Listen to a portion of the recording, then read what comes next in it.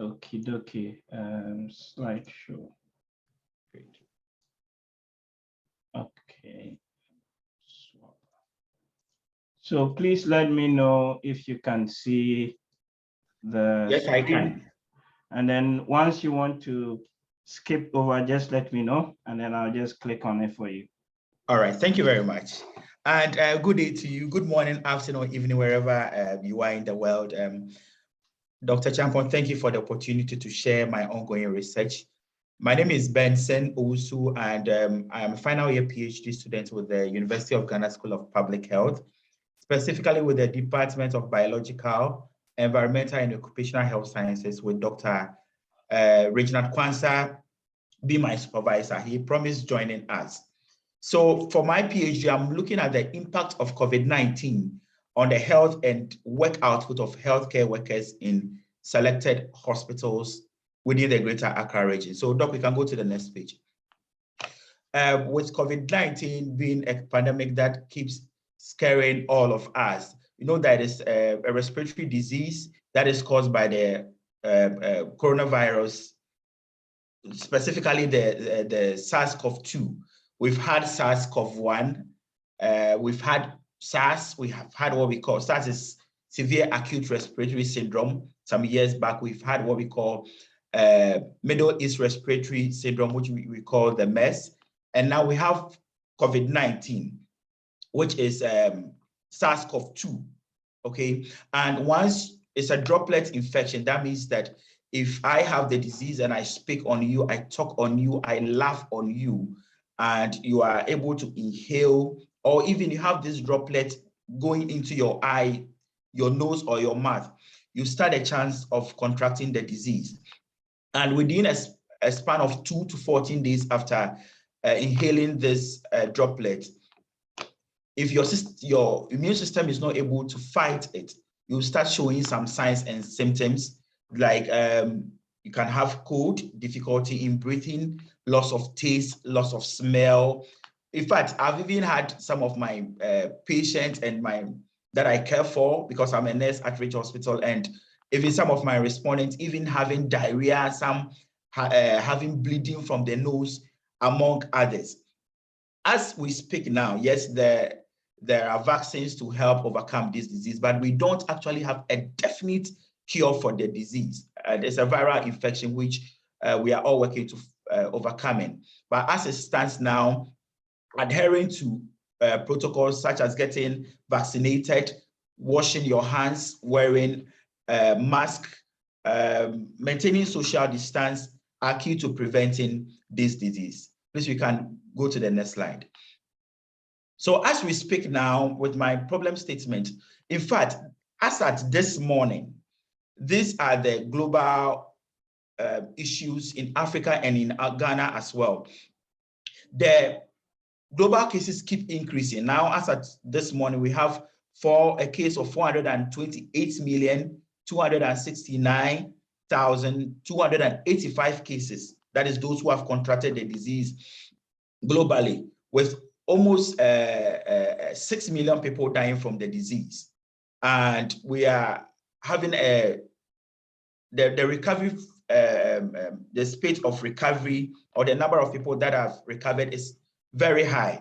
The WHO actually puts it that globally in 2020, we had about 10% of the global infection being healthcare workers. So if we having about 428 million cases, that should tell you that about 10% of that comprises of healthcare workers. And I can boldly tell you that it is increasing. Here in Africa, we've recorded about over 11 million cases, with 248,249 deaths, and yes, still over 10 million recovery. When we come to our country, Ghana, we are having 158,894 cases. We've had almost 1,500 deaths, but yet still the recovery rate is high. So these are the statistics globally. Please, we can go to the next slide. Yeah, so though we are having a higher recovery rate from COVID-19, what we are seeing and from what is being published and what we are seeing clinically, that we are still having people that are recovered from the disease presenting with very high temperature, high blood pressure. Now, you might say that, oh, this high blood pressure, I mean, there are a lot of factors that could have led to this. But it will interest you that with what we see in literature and what we are seeing clinically, these are people that have no family history or no previous comorbidity of hypertension, reduced lung function, or psychotic disorders. But now we are seeing them presenting with all these outcomes. And it's even more dangerous when we see it happening among healthcare workers, because we are nursing the world now. We are caring for those who have gotten the disease. And we are seeing a lot of healthcare workers presenting with this disease. And if we don't, this kind of research doesn't come up with all that is needed to put in measures to prevent further complications, very soon our healthcare workers will develop complications that might prevent them from not coming to the hospital, and that can further cripple the health system. And the gaps in the literature also show that the long-term post-recovery complications of COVID-19 have not been studied in depth. This gives rise to the need for me to, and undertake this study, and that is one of the reasons why I went for this topic. So please, we can go to the next slide.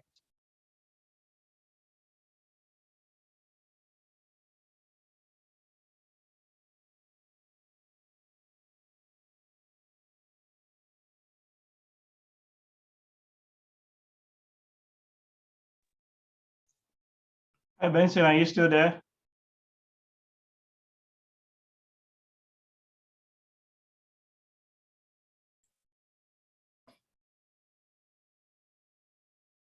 I think he's frozen.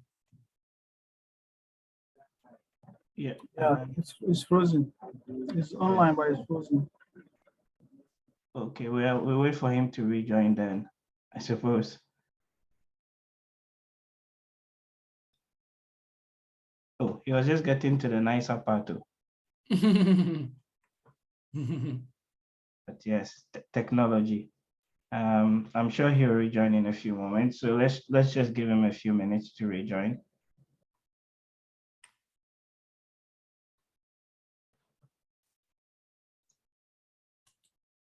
That is why I've been talking always about universal internet coverage and access. high powered, yeah, internet access. I tell you. I know. It's a thing is, yeah, I suppose for those of us who find ourselves in this part of the world, we take these things for granted. But yeah, if you're back home, it's a big issue. Yeah, and I think it should be constituted as a human right. Yeah, I agree. So yeah, we just wait for Benson to log on, but I see a hand up, Bridget. Bridget.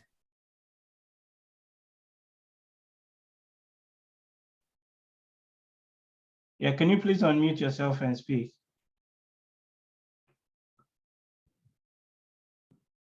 And Theo, if we have his number, maybe we can also try and see if we can reach out to him.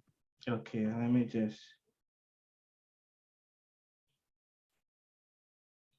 a moment.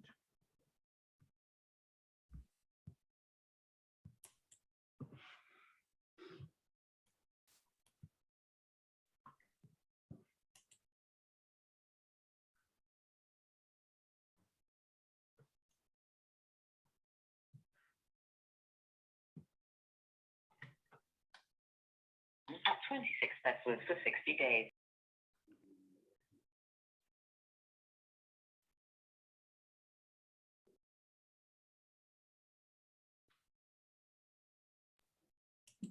Dr. Theo, good afternoon. I think so he's on call. Oh, okay, all right. Sule, please, how are you doing? I'm doing fine. I hope you too. I'm very good too. I salute all bosses on the call. That's good. Thank you, other boss. We salute you. Yeah, so I just spoke to Benson. He's trying to rejoin. My apologies. No problem. Okay. Yeah. Dr. Tio, good afternoon. Yes, my boss. I salute. Yeah, I'll message you this afternoon after the meeting. No worries. I did for you. All right, sir. Thank you. And this morning I saw there were some econometrics class ongoing at the page. And I was like, what is happening? Yeah. You have no idea when you are following Dr. Tio. You know, it was Derek who was actually driving the whole thing. He was giving some equations and all that. Yeah. I think I missed teaching. Sure.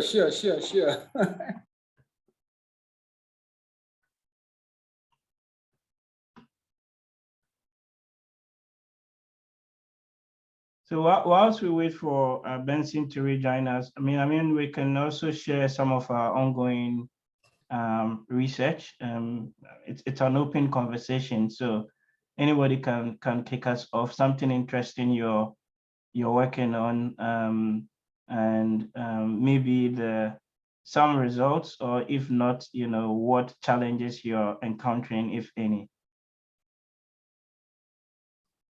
Yeah, I think I think there should be a time when we're going to talk about galamsey, and I think it's going to be very much interesting. Because most of the time the debate on galamsey have been one-sided, I think, and that we are not actually having the national conversation about the galamsey. So I think that we should be able to. In fact, I have a paper, and the paper just passed the first review, and we are yet to submit the revision. The paper, what we did was that we chronicled the use of the military against the small-scale miners since 1980. So we chronicled the use of the military and the police against small-scale miners since 1980 up till current. And we also reviewed the mining policies from 1980 up to the current regime. And you realize that the tactics have been always the same. Use military, chase the miners into the bush, okay? But still the miners will still come back. So we should have a national conversation about the sustainability of such, especially military approach. Yeah, so I hope to share. Are they using the military to chase these miners out of other people's concessions, or they are operating in like their own sort of legalized concessions? You know, when you study the regime, either they use the people to chase them. Dr. Tio, can I be heard? Yes, we can hear you now. Okay. Yeah, thank you. Sorry, I had to change my location, but and you have even changed your what you are wearing or something. I've actually moved to the ward. I will present it. All right, okay. Let's move to the next slide. Okay, so we're here on your objectives. Yes. So as I mentioned, first of all, I want to look at the clinical characteristics of these healthcare workers. As to when they were on admission, were there certain characteristics that can, have effect on the outcome, like severity, were they put at the ICU or they were just on the ward, among other things that very soon I'll be talking about. Okay, and then also I want to see how the disease has affected them psychologically, even after they have recovered. And as I mentioned, it is very evident in literature, and we also see it here that even after recovery, some become so depressed, some develop other psychotic symptoms, among others. We've had some that have ended up in the mental hospital, among others. Yeah, so please let's go to the next slide. All right. I'm also interested in looking at the cardiopulmonary health of these health workers after they are recovered. Literature has it that people are developing hypertension post-recovery. Their clotting factors are deranged, among others. We are also having people developing reduced lung function. So when I talk about the cardiopulmonary health, I'm interested in specifically looking at the development of hypertension and also the development of reduce lung function post-recovery. Then my last objective is to assess the effect of COVID-19 on work output post-recovery. I will delve more into that as we go on. Please, let's go to the next slide. All right, so what you see here is my conceptual framework. The one that you see in orange, okay, being the health impact of COVID-19, being my outcome or the dependent variable. So I have hypertension, I'm looking at reduced lung function, the development of psychological symptoms, as well as reduced work output. And for my independent variable, I'm interested in looking at the social demographic characteristics, like the age, sex, marital status, religion, educational level, their profession. And even with that, literature has shown that it actually can have adverse or can have influence on these outcomes that we are looking at. Do they have comorbidities like sickle cell, asthma, diabetes? It can also have that. And as I mentioned earlier on, their clinical characteristics can actually mediate the comorbidities to lead to this outcome of interest that we are talking about. Then occupational factors also come in. How are they being treated by their bosses?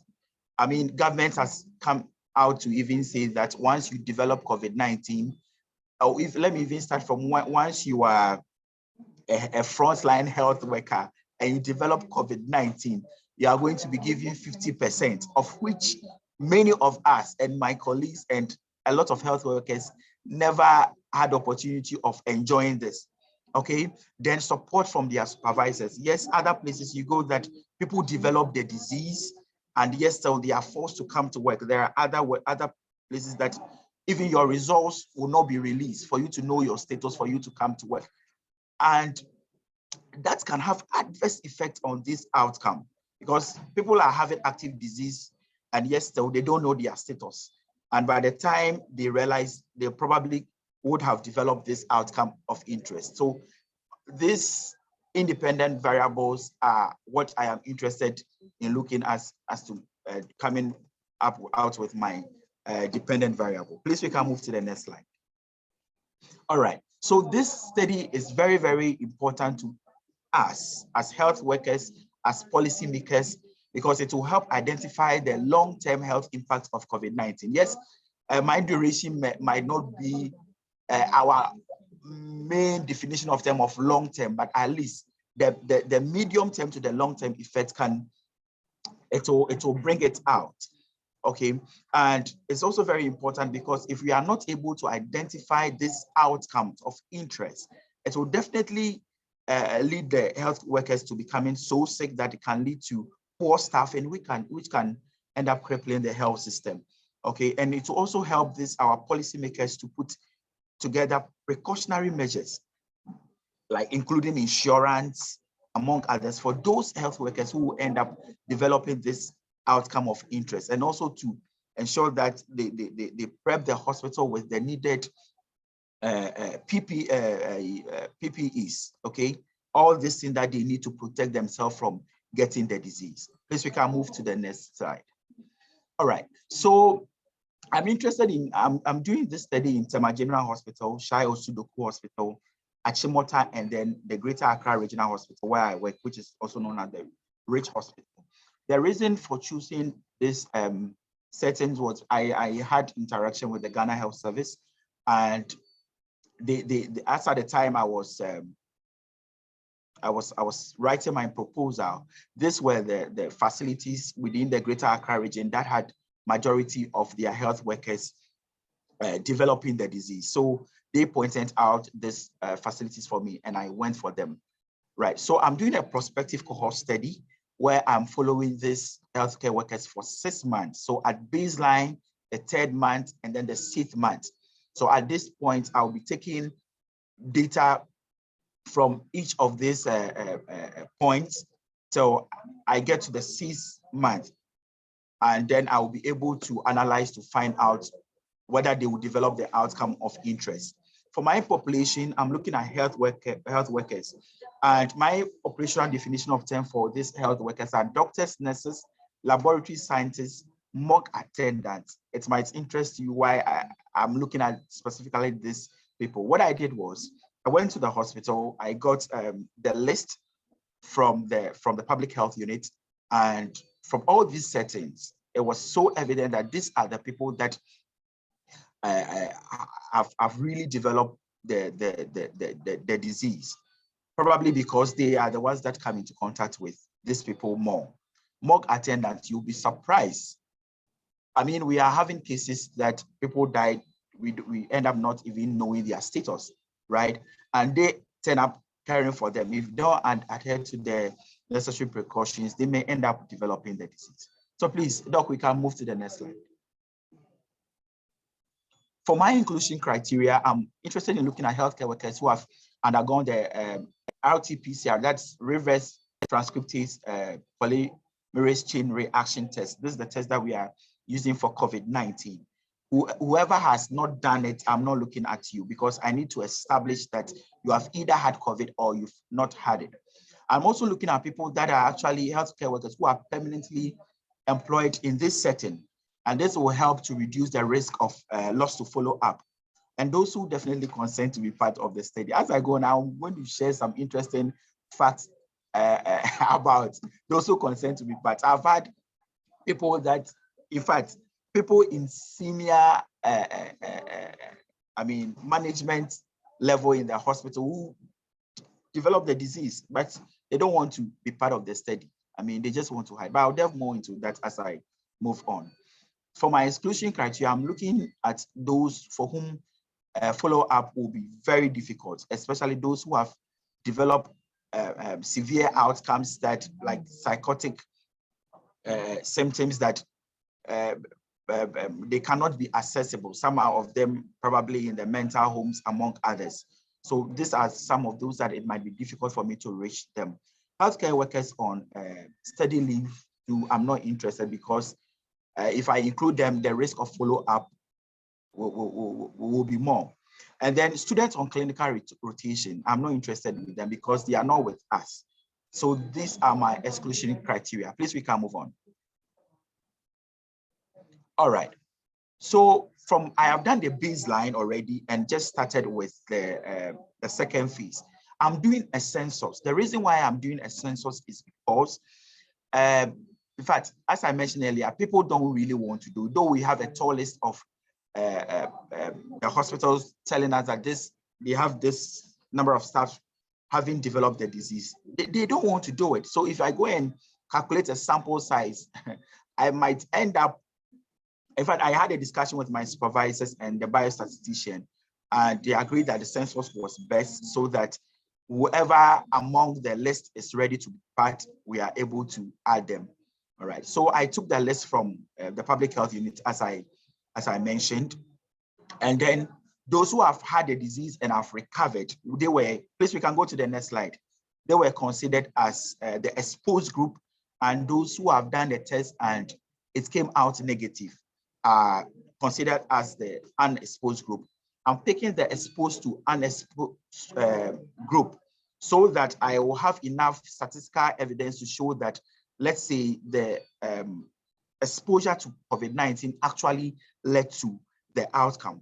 And I'm doing the exposed to unexposed ratio to be 1:2, so that in the event I pick one case, one exposed, I have two unexposed. Reason being that there is always that probability that those in the unexposed group will end up in the exposed group. I don't want to lose the power of the study, especially as we have moved from the first wave, and now we are in the fourth wave in Ghana. So there is a probability that in fact, some of my unexposed group will definitely end up being in the exposed groups. That's why I did the ratio is to 1:2. Okay, so we can continue. All right, so for my data collection method, for the psychological assessment, I'm using what we call DAS-21. This DAS-21 is a validated stress scale that measures depression, anxiety, and then stress. And there are a lot of scanning through literature. In fact, there are a lot of work that has been done around this similar pandemic, like the Ebola, Ebola was more of epidemic than pandemic. Yes, the SARS, they all use this, and it's really shown to be able to bring out the depression, anxiety, and stress. That is why I use this. Please, we can go to the next slide. All right, so for the pulmonary function test, the machine that you see is what we call a spirometer, and that is what we use to assess the lung function. And there are basic parameters that we look for to be able to diagnose or to say that someone has a reduced lung function, like what we call the forced vital capacity. Well, how well the person is able to even take in the air, the forced expiratory volume in 1 second, the force with which the person is able to exhale or empty the lungs. And finally, we take the ratio of the forced expiratory volume in 1 second against the forced vital capacity. And if the person gets anything less than 70%, please, we can go to the next slide. What we do is that we bronchodilate. Bronchodilation means that we use a certain medicine that helps to expand your lungs. So we give it to them, and then we wait between 10 to 15 minutes, and then we repeat the procedure. After repeating, in the absence of any comorbidity, like asthma and other cardiopulmonary disease, we can say that the person has a reduced lung function if the test comes at less than 70%.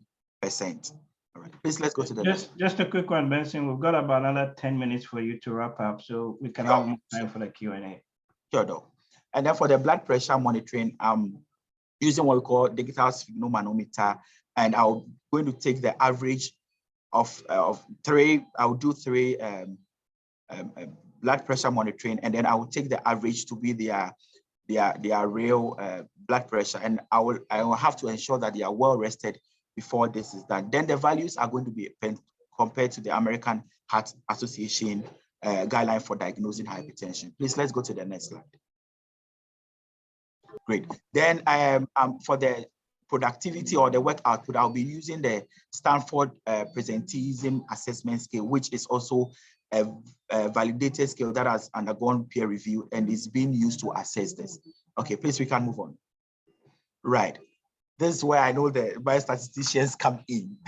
So for the clinical characteristics, the categorical variables will be put in frequencies and percentages, and the categorical variables would be compared using the chi-test test statistic. And then with the continuous variable, we are going to look at the standard deviation, the mean, and then the interquartile ranges. Doc, we can continue. Right, for the psychological assessment, it's a scale, right? So we also will be able to look at the mean, the standard deviation, the median with interquartile range as well, depending on the distribution of the data. Then I'm going to use a repeated analysis of variance, what we call ANOVA, to determine the difference in mean scores over time, looking at the baseline, the midline, and then the end line. Okay, we can continue. Right. For the risk of developing cardiopulmonary complication, I'll be doing relative risk, okay, to look at their risk of developing hypertension, reduced lung function, both in the exposed and unexposed group after recovering from the disease. Again, I'm going to use ANOVA to determine the mean difference between the systolic. The systolic is the BP when you check the up, the first up over the one down. The up is what we call the systolic, the one down is what we call the diastolic. And then also I'm going to look at the spirometry measurements as well. Then I'm going to do a logistic regression to evaluate the association between this disease severity and the development of hypertension and reduced lung function. Now we can continue. All right, and then as we all know, for such a cohort study, we'll be doing a Kaplan-Meier survival function, and then I also do a cost proportional hazard regression to determine the time to developing the outcome of interest, and then a chi-square statistic to tell the association between the outcome. All will be put in a significance level of 5%. And then also I look forward to do a structural equational modeling, which I've started learning. And I know Derek very soon will also be helping me to understand it more, to analyze the relation between the outcomes over the 6 months period. Doc, we can continue. All right, so this is me on the field doing a spirometer for my respondent. Doc, we can go to the next one. This particular patient has had a reduced lung function, so we had to bronchodilate to do the pre and post to see. In fact, I've actually lost this patient because she developed bad outcome, reduced lung function, and then we lost her 1 week after this was done. Please, we can continue. Yeah, so this are they working on the questionnaire? In fact, I needed, okay, I'll come to this. Doc, we can continue.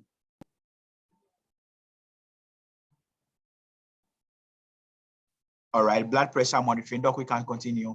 Very good. So when I went to the field, I had a total of 342. That is 114 cases for the exposed, and then 228 for the unexposed. That is a ratio of 1:2. The data also comprise of their social demographic characteristics, their comorbidity, their lifestyle, as to whether they take alcohol, history of smoking, physical activity, their COVID-19 characteristics, whether they have family or occupational support during this pandemic. All these things are being asked in the questionnaire. Doc, we can continue. All right, so, and then it's also comprised the psychological assessment that I talk about, the Stanford Presenteeism Scale, the spirometry site also inputs my output, and then the blood pressure monitoring. Doc, we can continue. These are the challenges that I've faced so far. I'm still in the process of cleaning the data. I get there and then I'm told that, oh, you got to the ward and some of them tell you that they are not expecting you. Though I went to do several presentations in this hospital. And then there was difficulty in using the data collection software. Reason being that these health workers are always busy moving up and down. So initially I had to actually give them after recording the experimental one, I give it to them for them to make time and work over it, and then I'll count for it. It was so hectic that I could not get them at one point to take all the data collection. And because of their work schedule, it made it even more difficult. And some of the senior officers were not ready to partake in the study because, yes, they don't want you to know that they actually had the disease, but I have the list. And the lack of funding. Look, as at now, I don't have funding for this study. It's been hell. I mean, it's been hell. I have to fund it from family and friends. The spirometer alone is almost $2,000, but we are surviving. Yeah, so this has been my challenges. So we can move on, Doc. Yes, so I had to send, this is how I overcame these challenges, sending letters again to the various departments, and then printing questionnaires to solve the issue of the software and they not being readily available. So I'm currently using RedCap. So I also do my best to start the data collection before ward round starts, because once we start, they are not going to get enough time for me, right? And then some of the the senior officers wanted to do a lung function, but they don't want to undergo the study. I tell them that, I mean, that is not the essence, and I'm very firm on that. Yeah, so that's how I've been able to challenge and do that. As of now, I'm done with the baseline. By end of January, I started with the midline, and by mid of March, I'll be starting with the end line. Hopefully by the end of the year, I should be able to come up with the best to enable me to be able to graduate successfully. Okay, next slide. Yeah, it's not been easy, Dr. Champon, but we will survive. That's your brother there. Thank you very much for your audience. Brilliant, brilliant. Thank you so much. Let's give him a virtual hand of applause. If we can also do that. Yeah, thank you so much, Benson, for. But I'm ready for all the punching to be able to make the work better. we will do that. That's why we're here. I mean, I think it's an interesting presentation that you've actually given. I already see some hands up as well, but I have two quick questions, and then I will open the floor up for those that have raised their hands up as well. I mean, I learned a few new words now. One is bronchodilution. I wrote it down. And then the other one is what, spirometer. I never knew what that was. But I just wanted to get your thoughts briefly with some of your baseline data that you've collected. Do you have any thoughts on where your sample or what your sample is telling you in terms of the 4 things that you were measuring? Particularly, I'm personally interested in the productivity sort of angle. And I wondered if you can throw a little bit of light in terms of your initial data that you've collected, where things are heading vis-a-vis your research objectives. Yeah, Doc, thank you very much. So I've actually seen, let me start with the clinical characteristics. I've seen that those who develop severe form of the disease, okay, to the extent that some of them were at the ICU, I've met some that had to be on admission for several weeks. I've actually seen those people developing more of the reduced lung function and with not so much developing hypertension after recovery. So those who have had the disease and have recovered, I see a significant, in fact, a very high number of them developing some amount of reduced lung function. But when I compare to the unexposed group, it's nowhere to be compared. And it tells me, like, as is being supported by literature, that COVID doesn't leave your lungs to be the same. And for the psychological effects, it's bad. People are so depressed, people are so tired, people are so disappointed in our health system, such that it even leads to a reduced lung, work output from what we call presenteeism.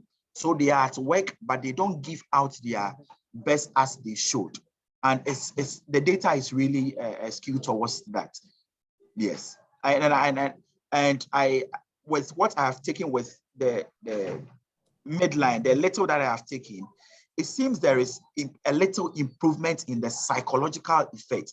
Well, maybe in our part of the world, you have to fight your psychology compared to other parts of the world that depression is so real.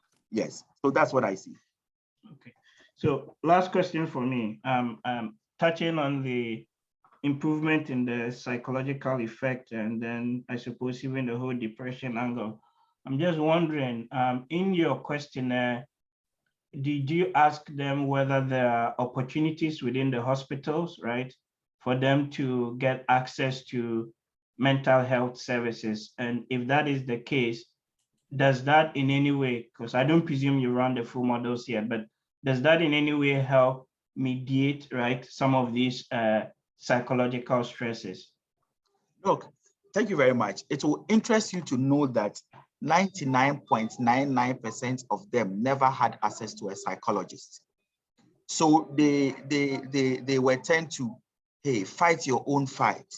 If your colleagues and your bosses don't, are not there to encourage you. So I look at the colleague support, the supervisor support, the support, psychological support, and even from the family. And it will tell you that they never had a chance of speaking to a psychologist. I mean, that could have attributed to that. But are they aware that there's actually a psychologist within the hospital setting? In fact, it's part of the protocols that the Ghana Health Service has put in place, that they are very aware of the psychologists.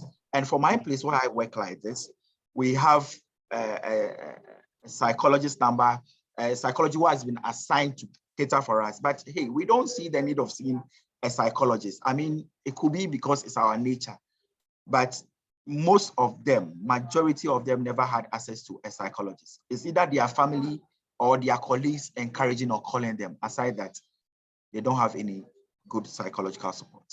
Okay, thank you. I mean, that's dominant, but thank you so much. I see a few hands up. Let's take 3 at a time.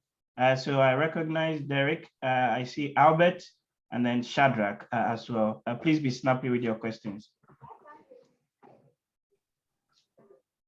Myself. Yeah, let me unmute myself. Okay. So first, on the issue of funding, I think you should look at the Royal Society for Tropical Medicine Hygiene. Their small grants call. I think it's open at the moment, and see if you can put in an application if you qualify. It's not much, it's just about £5,000, but I think the topic is quite relevant and interesting that you should be able to have some support from there. And I think Tio asked my question, but I'm still want to ask a bit of it.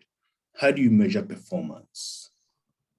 Work-related performance. That is very, very important to be able to make meaning of the kind of analysis you want to undertake. Is it self-reported, or you are creating an index or some measure to be able to capture performance in a way that will be relevant to healthcare workers? All right, Derek, thank you. Doc, do I continue or I wait till the questions are asked? Oh, no, we just take 3 at a go. Okay. Okay.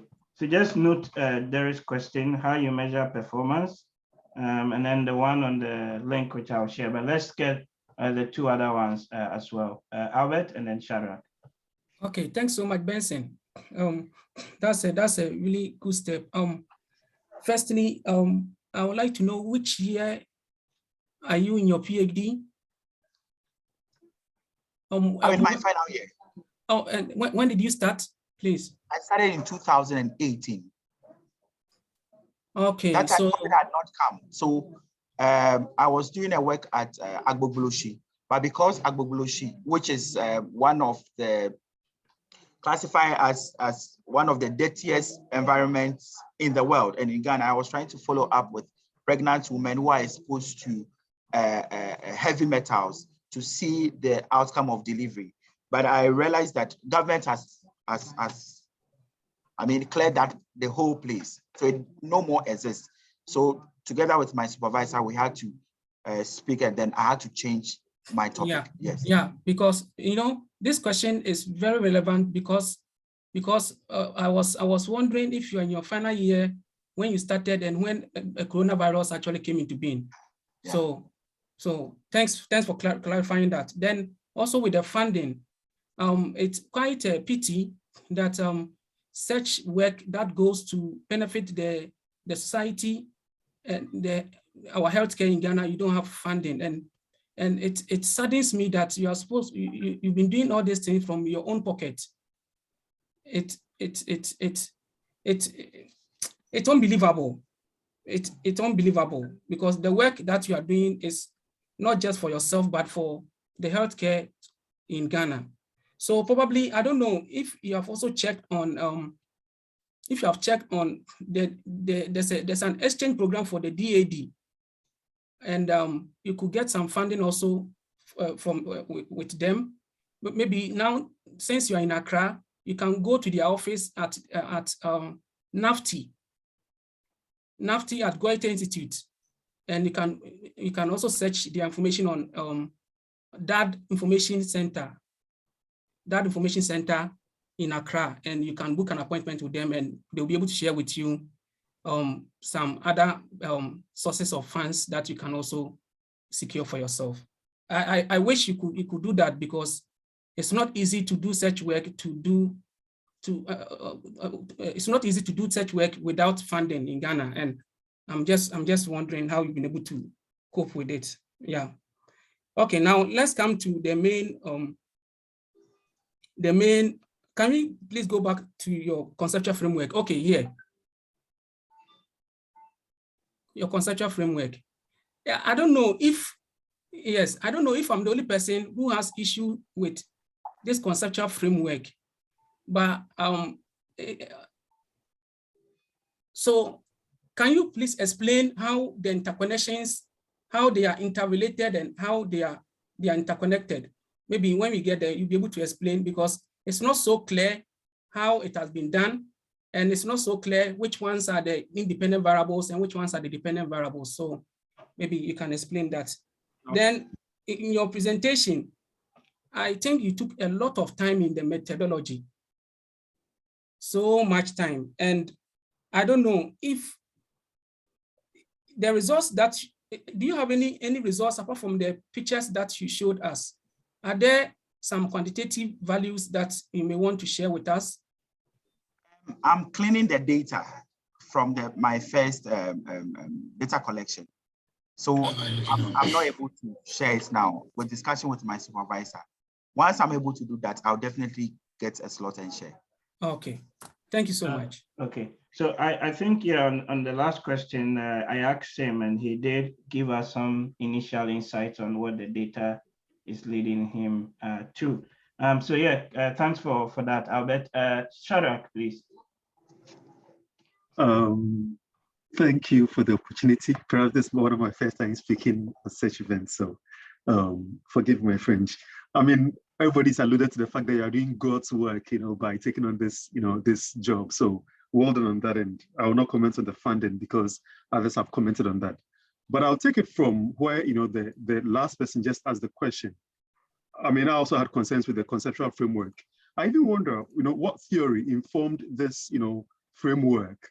I mean, if you're doing a PhD, then, it's extremely important that your conceptual framework is informed by theory and explaining. So I would want to see, if I was your supervisor, I would want to see, a section under conceptual framework, clearly explaining the theories that are informing and why even this framework was, the framework of choice.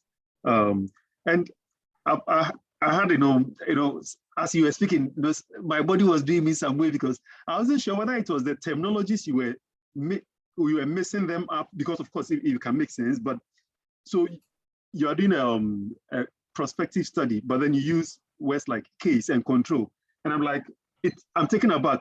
Are you doing a case control study or what?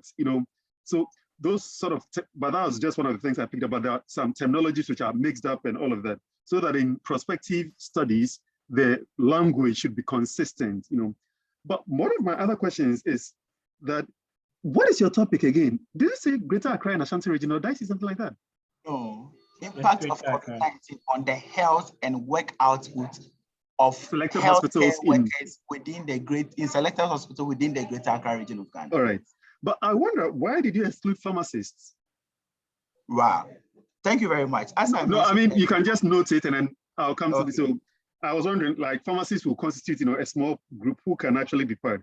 And I'm still not clear, who is the population really, because you suggest that, and I think that is, I mean, I didn't say anything on limitations. You've spoken about challenges, but that is different from limitations. And you'd want to do a good job when it comes to limitations. One will be, the exclusion of pharmacists. But the other thing also is that you, in terms defining the population, are they all health workers? Or because you said those who underwent, the PCR test, who are those who are going to, it almost becomes like a volunteer group. Who are those who are going to decide to go for, the PCR test? Is it people who are suspecting that, oh, I may have been exposed? Because in terms of exposure, or in fact, everybody is exposed. So that who are those who go on to do the PCR test? Did you select them at, so, I mean, did you select them at random, or it's people who volunteer? If people who volunteer, then you are describing a different group of people. And so in terms of who is the population, who are the exposed, who are the unexposed, if it's just general people and not only those exposed to COVID-19, or even who is, how do we define somebody who is exposed to COVID-19? Sorry, I'm a bit passionate here. So how do you define who is exposed, who is unexposed? If it's everybody, then of course you have an opportunity to calculate maybe incidence rate, because of course, if you're following them over time, then you can tell who is.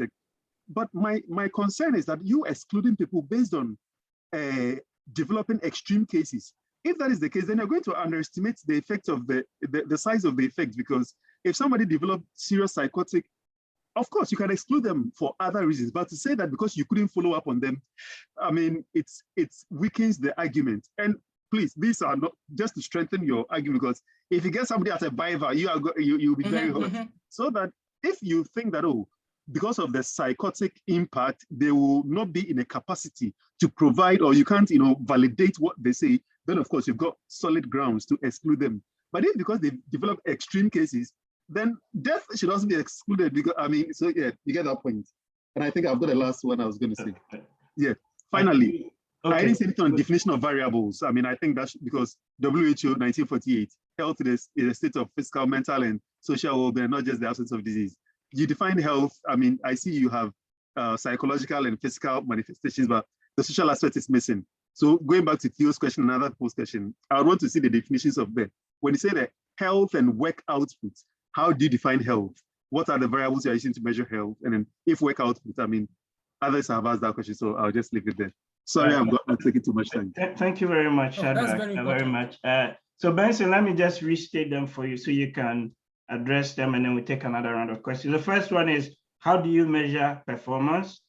Second one is, please explain the conceptual framework a little bit more, and then what theories sort of underpin this framework, and then some other questions around the population who is exposed and who is not exposed. Yeah, please help us with some responses.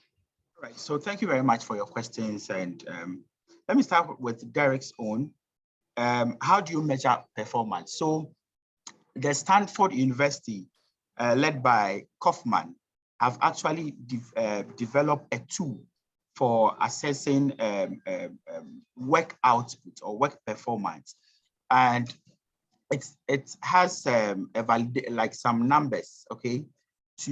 It asks various questions as to find out what the person does when it comes to work. So it's like a Likert scale. It asks questions, and then you are able to choose. So based on what you choose, then it has its own meaning. We are able to explain it and based on a score that the person gets. So if, let's say, the person gets more than less than 50%, that it tells you that work output is reduced. So it asks various questions to ascertain whether you are already at work, and yes, you come to work, but are you able to work as expected from you? That's where the word presenteeism comes in. So the tool by the Stanford University actually helps in measuring that. So there is a tool for that. Yeah. And then for the, okay, I'll come to the conceptual framework. I would want to answer it last. And then on the language use, yes, so there was an interchange of cases and controls somewhere. And I really apologize for that. Yes, it should not have been in. So you realize that when I was talking, I corrected it. There was a slide I had to project, but the one that I sent earlier, there were some errors in that. So I'll work on that. I really appreciate the work on the language. Why did I exclude pharmacists? I didn't exclude them. In fact, my definition of the healthcare workers were all those at the hospital, at the front line, working to improve the health of patients. And I considered all, but when I went for the list, as I mentioned, I went for the list from the public health unit of all these hospitals, and scanning through, I saw none. And for the population, in fact, all these four, none of them, I didn't see any pharmacists in it. So I relied on the lab. And these are facilities that actually ensure that their staff goes for the test, more of a compulsory thing, and they regularly do it.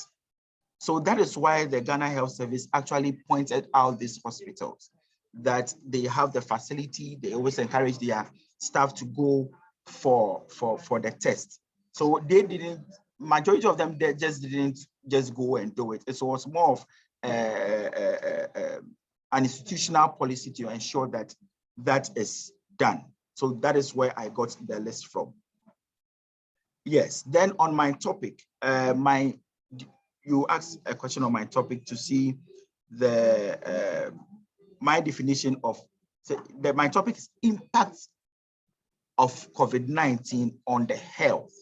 So the markers for the health is where I talk about the psychology, and you know the definition of a health comprises of a lot of things. We can have the physical, the social, the mental, and even the spiritual well-being.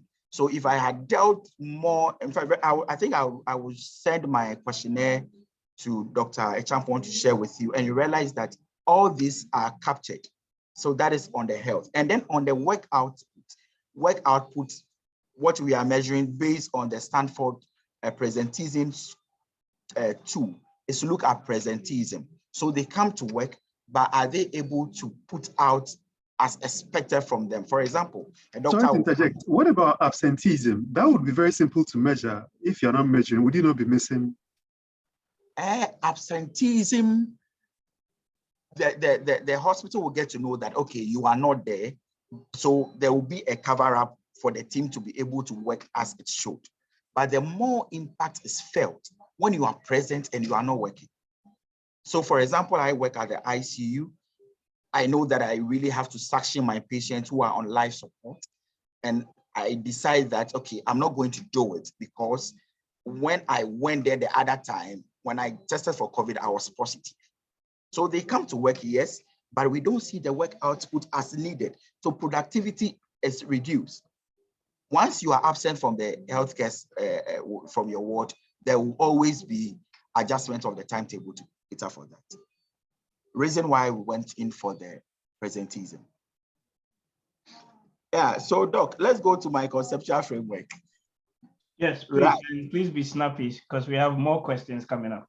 Okay, all right.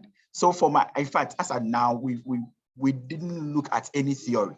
In fact, that is it.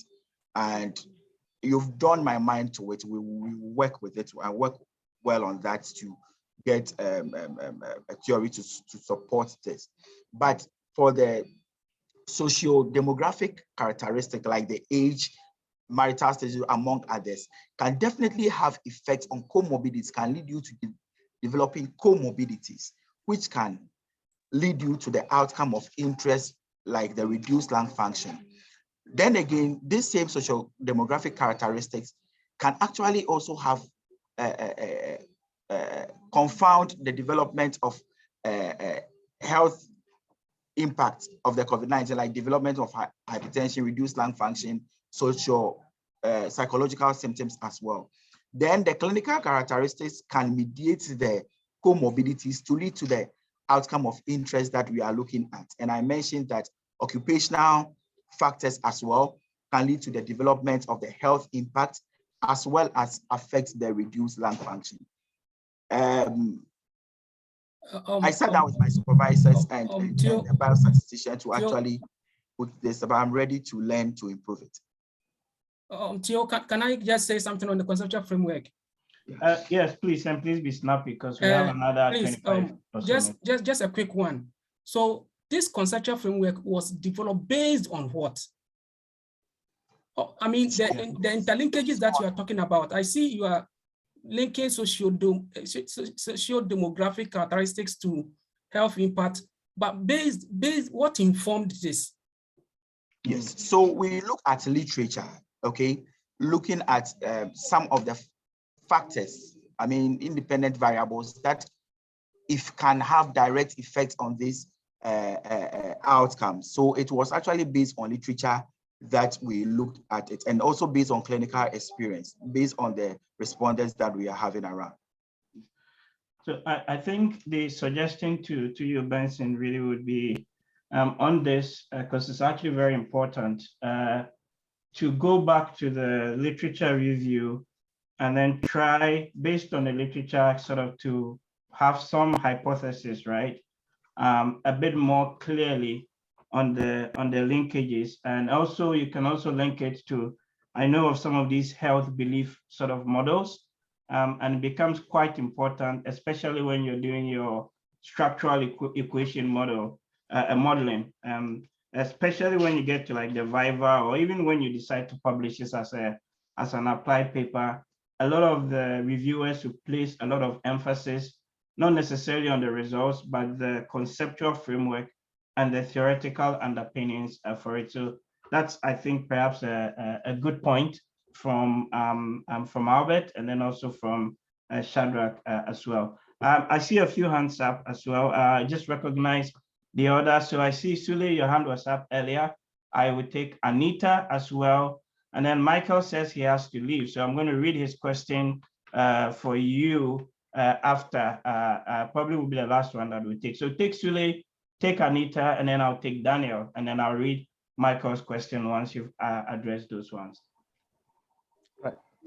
Thank you, Benson, for this insight presentation. Some of us, we have not been privy to what happens in the hospitals, and as Dr. Teo said, some of the concepts and the terminologies, I'm now picking them. But just one or two observations. In stating the problem statement, you made mention of that some of the patients or some of your research subjects were not made aware of their test status and all that.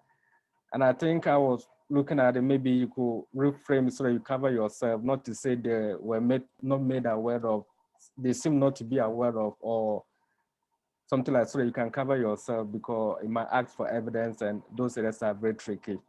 And then the second one is also about the research challenges. I think as time goes on, we Ghanaians may want to conduct a study into some of the reasons why it seems difficult to do research in Ghana, because I'm also going through some of this crisis that sometimes my questionnaire have been even locked somewhere. But I did research in Kenya for my PhD, and I never gone through all this kind of difficult. So maybe as time goes on, we the researcher might also take it up and then see what could be the reasons and how can we navigate that particular environment. And the last one is also talking about conceptual framework and the theoretical framework.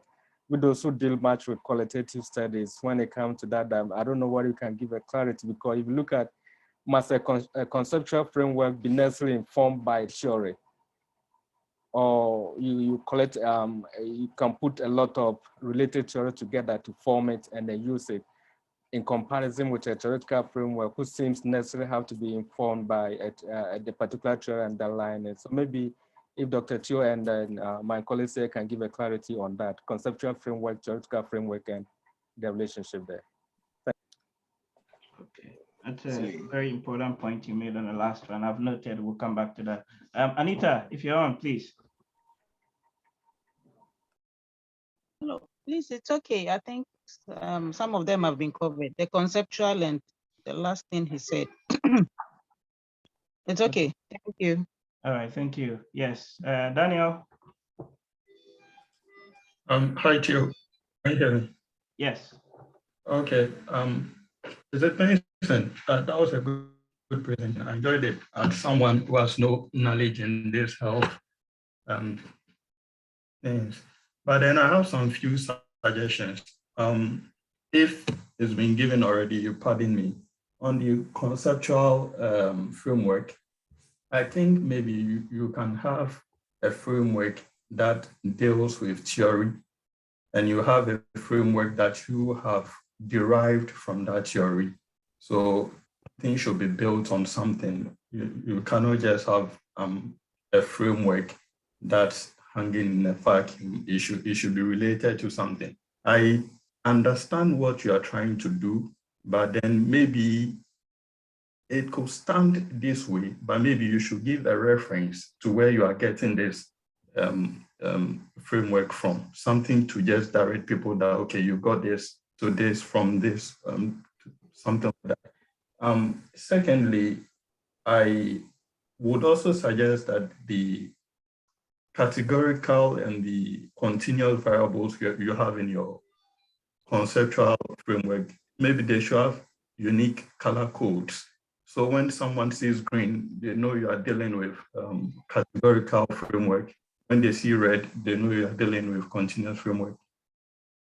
And the most important thing, I see you are trying to draw a link between a subjective item.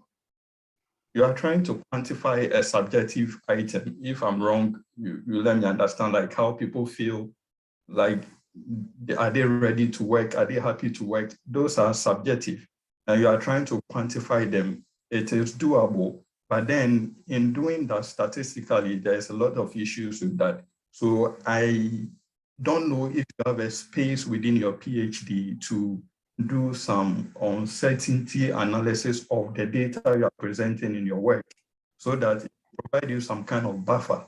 So when people are asking you, why are you quantifying some subjective items? You can open to the page of your uncertainty analysis and tell them this is the analysis you did on your data and this is the uncertainty profile that you came up with. If there's a space for you to do that in your PhD, that would be very good to give you some kind of cover. That said, I think it is a good work, and I wish you well in your research. Thank you. Brilliant. Yeah. So you've got some really good insights from Daniel and then also from Sule. Benson, over to you if you want to make some quick remarks, and then we take the last round of questions. All right. Thank you very much. And I think thank you all for your very priceless contributions. And I see that there are issues with the conceptual framework. I'll sit down with my supervisory team and together, I know Dr. Champon and all of you are ready to also support me. I will improve it and then I'll send it over for you to see the improvement. I will really work on that. Thank you very much. Okay, brilliant. Yeah, no, that's really very, very good. I would take the last set of questions, starting off with the one that was written by Michael. So I'll just read that from the message. It says that he's just curious about the robustness of your ethical considerations. That you stated that some people wanted to do the lung test, and he's just wondering, were you firm with them not to allow them to do this? Reason why is that this may raise an ethical issue in case these people are in danger of reduced lung function. And this may also be an issue, especially when you're going for funding from some of these international organizations where there are very high kind of ethical standards or thresholds that one would want to meet. So that's a question for you.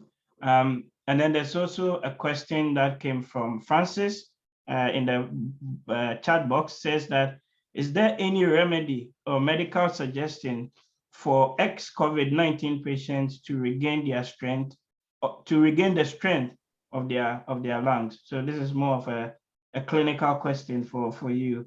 If you have any suggestions for us, or whether we have to drink some more local herbs or concoctions, we're ready to hear any suggestions you have in relation to that. On the funny side, I mean, I've had a lot of my respondents taking the neem concoctions.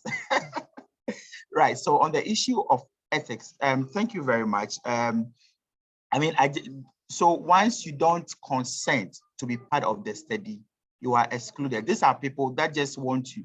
And you know, the math piece, they are very expensive. And you on ethics, so the person really consent to be part of the study, you don't include that person.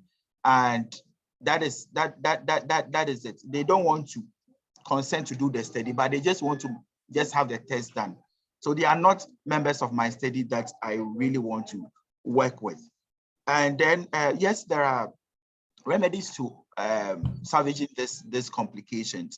So for me, what I'm doing is that once I realize you have a reduced lung function, not because it's my study, so I leave you to die.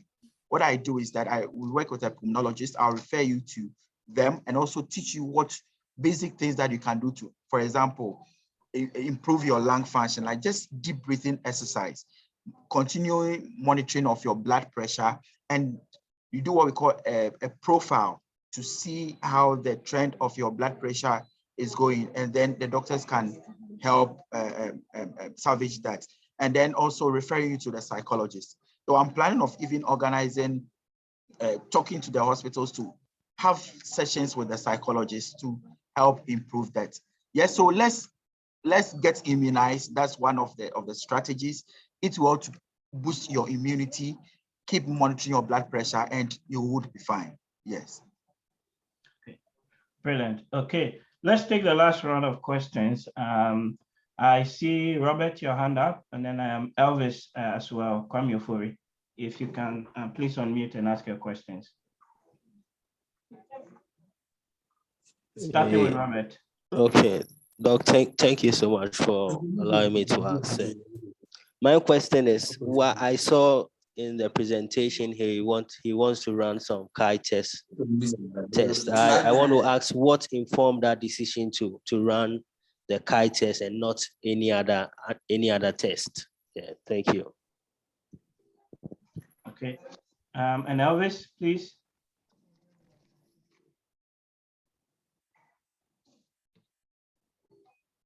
Elvis, can you unmute yourself, please? Yes, we're ready for you. Hello, Doc Benson. Please, can you hear me? Yes, I can hear you, sir. You will soon get there. You will soon get there. All right. I believe it's a process. Once you have started, you will definitely end it.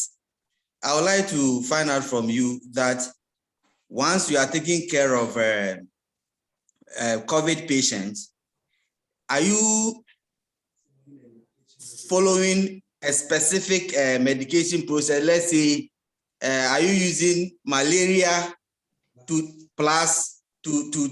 take care of all your patients, or you are mixing the medication?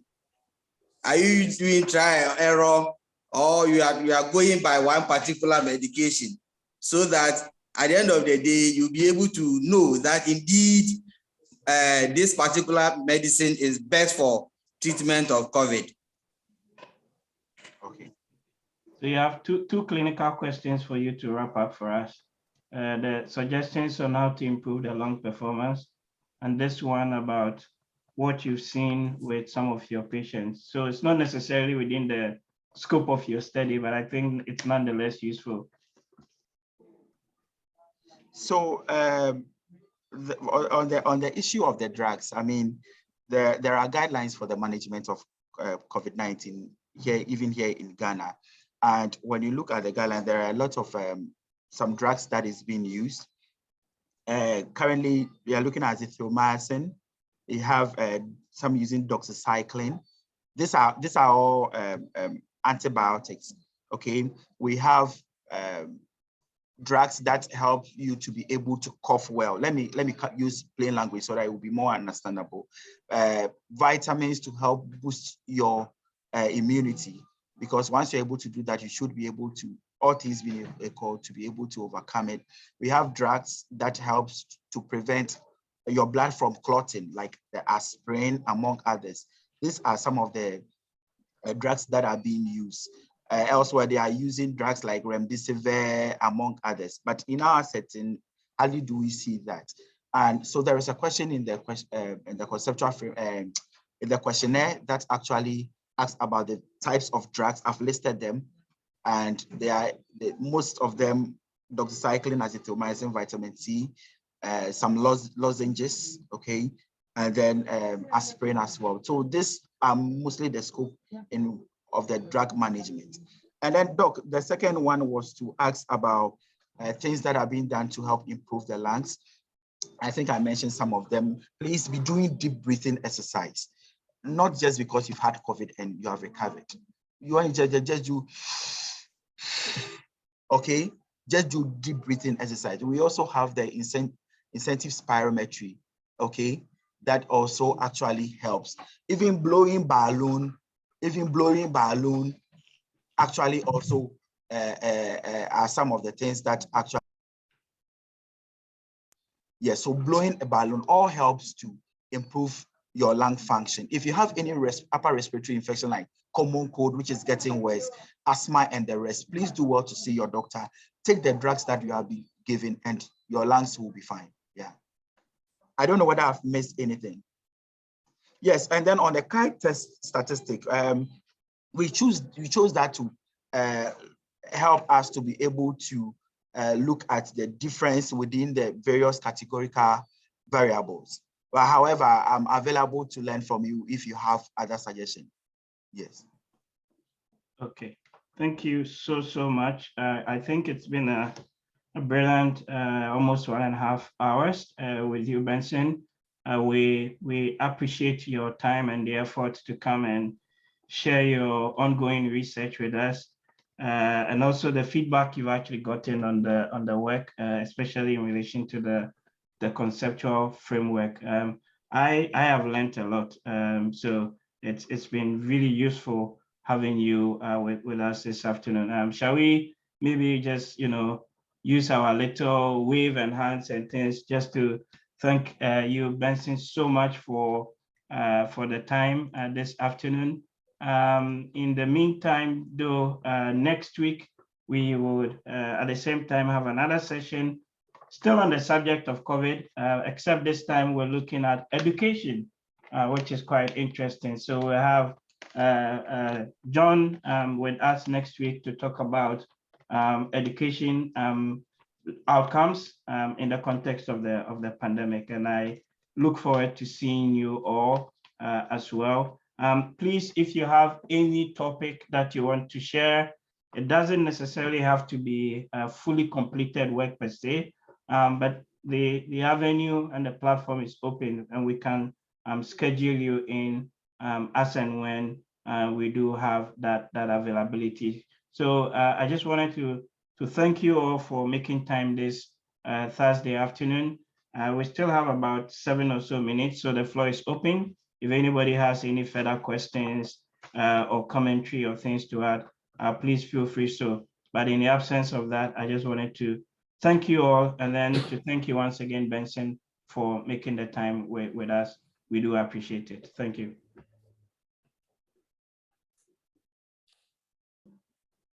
Okay, seems there is a hand up. Okay, yes, whoever has the hand up, please go on. Yeah, but the others can leave if they want to. Good afternoon. This one is not related to the wonderful presentation my other colleague did. It's a personal question I want to ask.